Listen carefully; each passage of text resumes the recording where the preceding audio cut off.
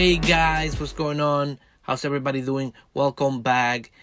I'm gonna be talking about my experience as a Latino customer in the US, and I also gonna be ranting about people being people. Let's get it.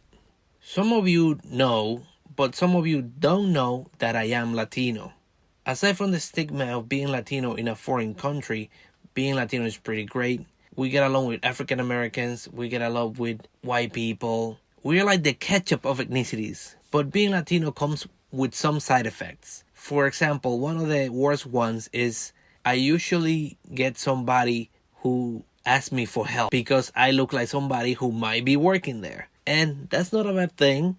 We have this reputation of being people who are hardworking and who would do a good job for cheap, which could be good and could be bad. I'm gonna choose to say that that's a good thing. We're hardworking people earning an honest living. Usually, I go into a place and I wanna say 40% of the time, there will be somebody asking me for help at a store or at a restaurant. I'm like, listen, I don't work here. And honestly, these are people who are dumb because usually people who work at a place have a uniform. And a lot of the times when people ask me for stuff, I'm not wearing that particular uniform. So when they ask me for help, I'm like, dude, I don't work here. I feel like you just fucking looking at me and thinking that I work here just because I'm Latino. So that kind of gets me angry sometimes. But I just let it go. I just nicely and politely say that I don't work here. But there was this one time where I decided to reverse it. I'm at this store called Best Buy. For people overseas that don't know, Best Buy is a store that sells electronics and other things. So it so happened that day I was wearing a blue polo shirt, which, funny enough, is the shirt or the uniform that employees from Best Buy use. So I just looked at my friend and I was saying, dude, I think I'm gonna pretend I work here. So I started going around the store asking people if they needed help. And you know what happened? This is so funny. Nobody needed help.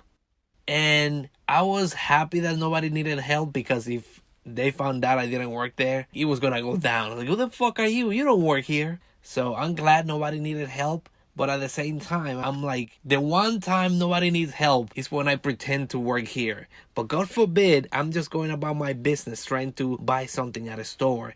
Then all of a sudden, people come up to me and do ask me for help. So it is what it is. But talking about stores and going shopping, it reminds me that back in the days, I used to work at a retail store. And so when I worked there, I saw people being douchebags.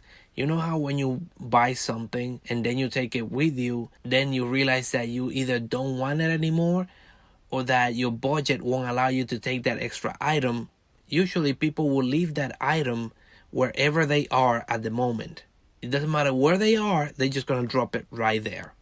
And so I saw that so much that it was ingrained in my mind that if I go somewhere else and I buy something and don't want it anymore, I have to go back to the section where I took it from and put it back. And that's just me because, I worked for a long time in retail and I know the feeling of frustration that employees get when they see that happen and they have to return all these things that people drop constantly out of the section where they belong. And so I usually do that. But I started doing that less after this one time where I went to the mall. I wanted to get a pair of jeans and I saw this rack. And on the rack, there was a perfect line of jeans on their hangers, except for this one pair of jeans that was slightly off the hanger. You know how the hanger has two clips to hold the jeans? This one pair of jeans was hanging from one clip.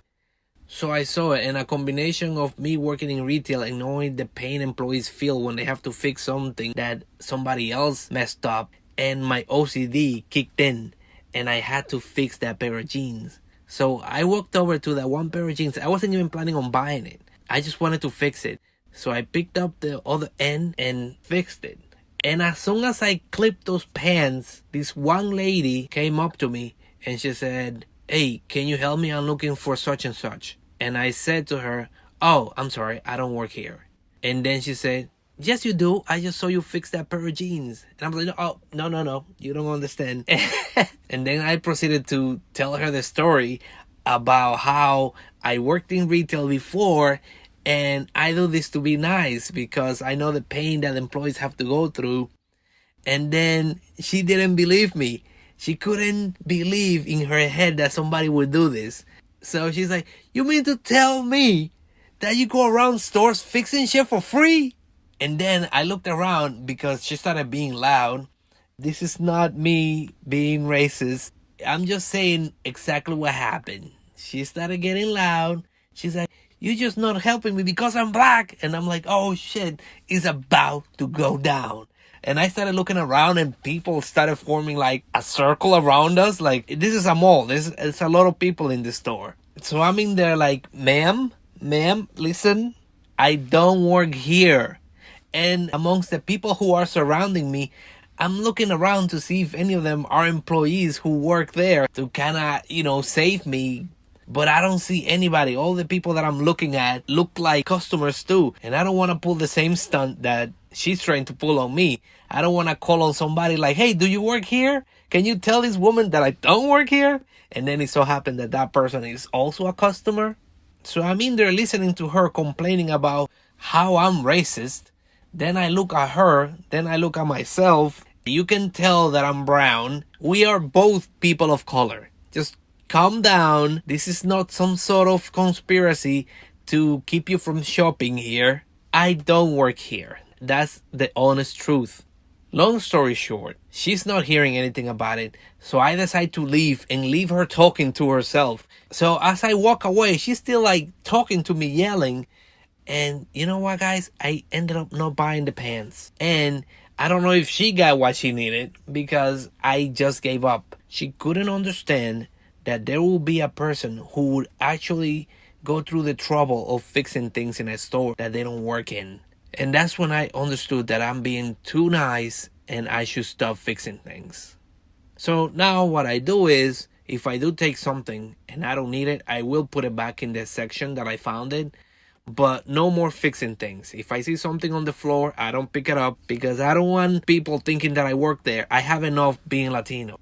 So I guess the moral of the story is that some people should be nicer and some people like myself should be less nice. You know these people who don't want to get their bumper messed up, the back bumper, so they hang a mat from their bumper and they just leave it there and drive around with like a mat hanging. Aren't those people really annoying?